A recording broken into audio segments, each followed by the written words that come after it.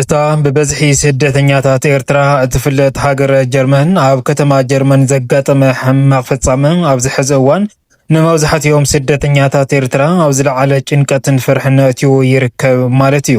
ሎም ዕለት ኣብ ጀርመን ሕማቕ ዝኾነን መስካሕካሒ ዝኾነ ፍጻሜ ተፈጺሙ እዚ ድማ ኣብ ማሕበራዊ ሚድያ ኣዘራራቢ ዛዕባ ጉዳይ ኮይኑ ይርከብ። መንግስቲ ጀርመን እውን ነቶም ስደተኛታት ኤርትራ ካብዚ ፍጻመ እዚ ዝተበገሰ ዝሃቦም መጠንቀቕታ ኣሎ። ፖሊስ ጀርመን እውን ነቶም ኣብ ማዓስከር ዝርከቡ ይኹኑ ካብቲ ማዓስከር ወጻኢ ዝርከቡ ኤርትራውያን ዘመሓላለፈሎም መልእኽቲ ኣሎ ማለት እዩ።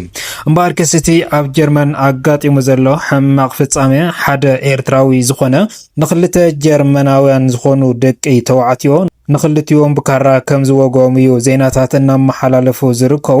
እምበርከስ እዚ ሓደ ኤርትራዊ ማለት እውን ኣብቲ ዓብዪ ማርኬት ወይ ድማ ሚድያ ማርኬት ኣብ ዝብል ናይ ኤሌክትሮኒክስ ብምእታው እዩ ብካራ ገይሩ ወጊእዎም ዘሎ ማለት እዩ። ኣብቲ ግዜ ንሱ ድማ ብዙሓት ነገራት ዝተፈጸሙ ፍጻሜ ኣለዉ ማለት እውን እቶም ተወለድቲ ጀርመን ዝኾኑ ነቶም ስደተኛታት ኤርትራውያን ዝሃብዎ ግብረ መልሲ እውን ነይሩ። እቲ ኤርትራዊ እውን ብፖሊስ ጀርመን ዝወጽሖ መጥቃዕቲ ኣሎ ማለት እዩ። ካብዚ ተበገሰ እምበኣርከስ እቶም ስደተኛታት ኤርትራ ዝለዓለ ፍርሕን ጭንቀትን ይርከቡ ማለት እዩ። እምበኣርከስ እቲ ኣብ ጀርመን ዝተፈጸመ ሕማቕ ፍጻሜ ብሓፈሻ መወገሲኡ እንታይ እዩ? ክንደይ ዝኣክል ሰባት ተጎዲኦም እንመን እዮም? ከመይ ዝብል ዝርዝር ሓበሬትኡ ናባኹም እነብሉ ንኸውን። መደባትና ሓደሽቲ ተደኣ ኮይንኩም ሰብስክራይብ እናበልኩም ኣባላትና ላይክ ሸር እናበልኩም መደባትና እስካብ መወዳእታ ሓቢርኩም ናጽንሑ። ኣብ ጀርመን ሕማቕ ዝኾነ ፍጻሜ ድሕሪ ምፍጻም እቶም ኩሎም ስደተኛታት ኤርትራ ኣብ ዝለዓለ ጭንቀትን ፍርሕን ከም ዝርከቡ እናተሓበረ ይርከብ ማለት እዩ። ማለት እውን ሓደ ኤርትራዊ ኣብ ሚድያ ማርኬት ወድማ እንዳ ኤሌክትሮኒክስ እቲ ዝዓበየ ድንኳን ዝበሃል ብምእታው ክልተ ሰራሕተኛታት ናይቲ ድንኳን ወይ ድማ ናይቲ ትካል ብካራ ገይሩ ድሕሪ መውጋዩ እዚ ኩሉ ዘረባታትን ካልእ ፍጻመታትን ዝተፈጸመ ማለት እዩ። እዚ ኤርትራዊ እዚ ናብቲ ድንኳን ወይ ድማ ናብቲ ዝዓበየ ድንኳን ብምእታው ነቶም ክልተ ናይ ጀርመን ዜግነት ዘለዎም ተወለድቲ ጀርመን ዝኾኑ ብካራ ገይሩ ድሕሪ መውጋ ካብኣቶም ድማ እቲ ወዲ 25 ብሓያል ዝኾነ ውቅዒ ተወቂዑ ህይወቱ ቀጥታ ከም ዝሓለፈን ካብቶም ክልተ ሓደ ድማ እናተሳቀየ ከም ዝተረኸበ እዩ እናተሓበረ ዘሎ ማለት እዩ። እምበኣርከስ እቲ ዝሞተን እቲ ብህይወቱ ዝተረኸበ ኣካላት ንኽልቲኦም ናብ ሕክምና ወሲዶም እናተባሃለ ዝርከብ እንትኸውን ማለት እውን ዳግም ምርመራ ንኽግበረሎም ነገር ግን ብጣዕሚ መተሓሳሰቢ ዝኾነ ነገር ድማ ናይቲ ብካራ ገይሩ ዝወግኦም ኤርትራዊ እዩ ማለት እዩ። ማለት እውን እዚ ኤርትራዊ እዚ ምንም ከይገበሩ ኣብ ስርሖም እናሃለ እዩ ብካራ ገይሩ ወጊእዎም ዘሎ። ካብኣቶም ድማ ሓደ ብህይወቱ ሓሊፉ ሓደ ድማ ከም እንብለኩም ብሓያል ዝኾነ ውቅዒ ተወቂዑ ነገር ግን ብህይወቱ ከም ዝተረፈ ኣብ ሕክምና ኣትዮም ከም ዘለዉ ዝንገር ዘሎ። እምበኣርከስ እዚ ዝተዓዘበ ፖሊስ ጀርመን ቀጥታ ናብቲ ሓደጋ ዝተፈጸመሉ ቦታ ብምኻድ ኣብቲ ቦታ ንዝርከቡ ካልኦት ኤርትራውያንን ናብ እስር ቤት ከም ዘእተዎም እቲ ብካራ ገይሩ ዝወግኦም ድማ ካብቲ ሓደጋ ዝተፈጸመሉ ቦታ ንኸሃድም እዩ ተተሓሒዙ ዘሎ። ተተሓሒዙ ጥራሕ ኣይኮነን ንሳቶም እውን ብሽጉጥ ከም ዝወቅዕዎ ሓያል ዝኾነ መውቃዕቲ ከም ዝገጠመ እውን እቶም ኣብኡ ዝርከቡ ሓበሬታታት እንዳሃቡ ይርከቡ ማለት እዩ። ክቡራ ሰማዕትና ብጣዕሚ እዩ ዝሕዝን።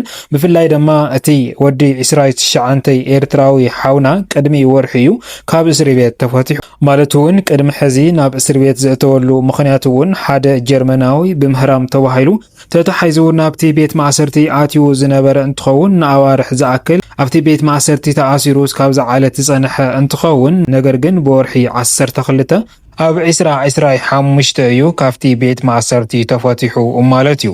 ብጣዕሚ እዩ ዝሕዝን ክቡራት ሰማዕትና። ወርሒ ኣብ ዘይመልእ እዩ እዚ ገበን እዚ ዳግም ፈጺምዎ ዘሎ እሞ ድማ ሰብ ቀቲሉ ዘሎ ማለት እዩ። ቅድሚ ሕዚ ናብቲ ቤት ማእሰርቲ ዘእተወውን ከም እንብለኩም ተወላዲ ጀርመን ዝኾነ ብምህራም እዩ ተተሓሒዙ ብፖሊስ ናብቲ ቤት ማእሰርቲ ኣትዩ ዝነበረ ነገር ግን ኣብቲ ግዜ ንሱ ዝኾነ መውቃዕቲ እዩ ኣጋጢሙ ነይሩ። ነገር ግን ኣብዚ ሕዚ ብዝኸብል ብዝገደደ መልክዑ ማለት እዩ ህይወት ክልተ ሰባት ናብ መቕታል ደረጃ በጽሕሉ ዓርሱውን ህይወት ተረፍዶ ኣሎ እናተባሃለ ኣብ ሕቶ ምልክት ይርከብ ማለት እዩ።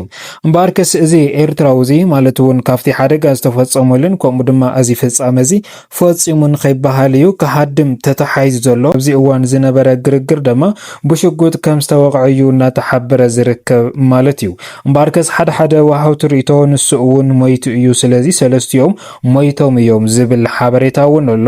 ሓደ ምንጪ ሓበሬታ ድማ ኣብ ሕክምና ክትትል ይገብር ከም ዘለውን እናተሓበረ ይርከብ ማለት እዩ። ብጣዕሚ እዩ ዝገርም ክቡራት ሰማዕትና ናይዚ ኤርትራዊ ሓውና ናብ ጀርመን ካብ ዝኸይድ 3 ዓመቱ እዩ ዝገብር። ኣብ ጀርመን ቅድሚ ምኻዱ ድማ ኣብቲ ናይ ሕማቕ ስደት መገዲ ንኣሳስ 2 ዓመት ከም ፀንሕን ብህንደይ መከራን ችግር ከም ሰገረ እዩ በቶም ቀረባ ቤተሰብ እንዳተሓበረ ዝርከብ ማለት እዩ። ነገር ግን እዚ ኣበሳ ገይሮም ዘይተዋሃሉ 2 ጀርመናውያን ብኢዱ ሞይቶም ኣለው ማለት እዩ። ኣብቲ ዝለዓለ ማርኬት እዩ ኣትዩ ማለት እውን ኣብቲ እንዳ ኤሌክትሮኒክስ ብምእታው ምንም ጥፋት ኣብ ዘይብሉም ብካራ ገይሩ ወጊኡ ቀቲልዎም ዘሎ እቲ ሓደ ሞይቱ እቲ ካልኣይ እውን ከቢድ ዝኾነ ውቅዒ ስለ ዝኾነ ክተርፍ ኣይክእልን እዩ እናተባሃለ እውን ሓበሬታታት እንዳወፁ ይርከቡ ማለት እዩ። ክቡራት ሰማዕትና እምበር ከስ ኣብ ጀርመን ዝፍጸሙ ዘለዉ ፍጻመታት ሕዚ እውን እንተኾነ ብጣዕሚ መፍርሒ ዝኾኑ ፍጻመታት እዮም እንዳተፈጸሙ ዘለዉ ማለት እዩ። ካብዚ ዝተበገሰ ድማ መንግስቲ ጀርመን እውን ነቶም ናብ ዓዱ ዝኣትዉ ስደተኛታት እገዳ ዘቕመጠ እንትኸውን ካብ ሕዚ ድማ ሓደሽቲ ስደተኛታት እውን ከም ዘይቀበል እውን ቅድሚ ሕዚ ፈሪሙን ተናጊሩን ከም ዝነበረ ዝፍለጥ እዩ ማለት እዩ። ፖሊስ ጀርመን ድማ ካብዚ ተግባር እዚ ማለት እውን ካብዚ ሕማቕ ፍጻመ እዚ ብምግንዛብ ኣብቲ ማዓስከር ዝርከቡ ኤርትራውያን ንኸይወፁን ዝኾነ ዓይነት ቅስቃሴ ንኸይርኡ እውን ከቢድ ዝኾነ ትዕዛዝ ከም ዘመሓላለፈሎም እዩ እናተሓበረ ዝርከብ ማለት እዩ።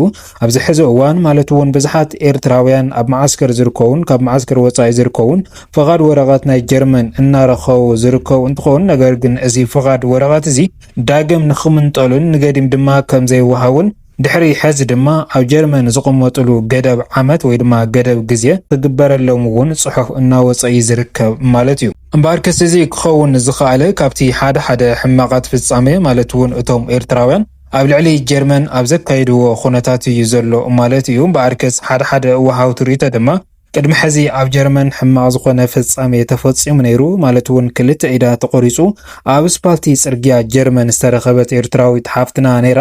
እምበር ክስ ነዛ ሓፍትና እዚኣ ዝቐተልዋ እዞም 2 ሰባት እዚኦም ስለ ዝኾኑ ንሱ ድማ ናታ ቤተሰብ ስለ ዝኾነ ሕደ ንኽፈዲ እዩ ከምዚ ገይሩ ዝብል ሓደ ሚስጥራት እውን ዝወጽእ ኣሎ። ነገር ግን ክንደያናይ ዝኣክል ሓቃውነቱ ዝብል ግን እስካብ ዓለት እዚኣ ከም ዘይተረጋገፀ እዩ እንዳተሓበረ ዘሎ ማለት እዩ። ብሓፈሻ ኣብ ጀርመን ዘጋጥም ዘሎ ሕማቕ ፍጻመ ነቶም ኤርትራውያን ጠንቂ መፍርሕን መጨነቕን ኮይኑ ከም ዘሎ እቶም ኤርትራውያን ድማ ኣብ ማዓስከር ዝርከቡን ካብ ማዓስከር ወፃኢ ዝርከቡን ሰላማዊ ሰልፊ ንኽወፁ ብዙሕ ቆፀረ እኳ እንተገበሩ ነገር ግን ከም ዘይሳኽዐሎም ዘሎ እዩ እናተሓበረ ዝርከብ ማለት እዩ። ክቡራት ሰማዕትና እምበር ክስ ሎሚ ዝበልናዮም ዝርዝር ሓበሬታና እዚኦም ይመስሉ ነይሮም። እስካብ መወዳእታ ሓቢርኩም ናፀንሕኩም ካብ ልቢ እናመስገና ሰላም ሰናይ ጸንሕቲ ይግበረልኩም። ሰላምታይ ንዓኹም ሰላም